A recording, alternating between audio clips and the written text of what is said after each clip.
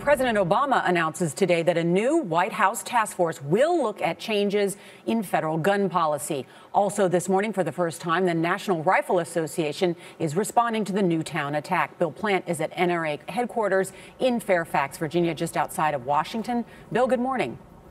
Good morning, Nora. You know, the NRA is one of Washington's most powerful lobbying groups, but for 4 days after the killings in Newtown, it had nothing to say. Nothing on its website, on Facebook, or on Twitter.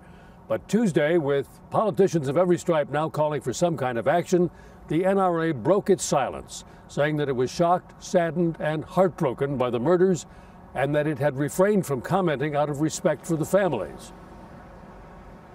In a statement, the NRA said it is prepared to offer meaningful contributions to help make sure this never happens again, and that it will offer more details at a news conference on Friday. In Congress, the leader of Senate Republicans joined the chorus of politicians who are suggesting that something needs to be done. As we continue to learn the facts, Congress will examine whether there is an appropriate and constitutional response that would better protect our citizens.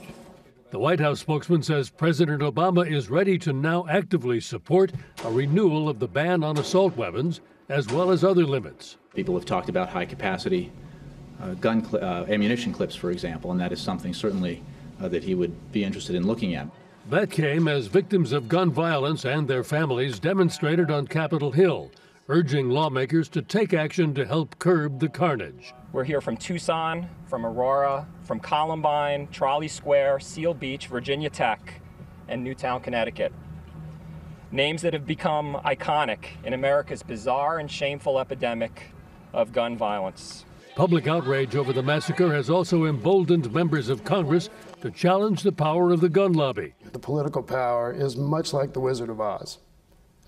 They're bullies, and what's most important is they really don't represent their membership. The members are overwhelmingly in favor of responsible use of guns and responsible rules. Feelings are running very high after this tragedy, and of course there's been a lot of talk of a turning point. The president today will announce that he's putting Vice President Biden in charge of a process to look at possible new legislation. But look, change doesn't happen quickly in Washington.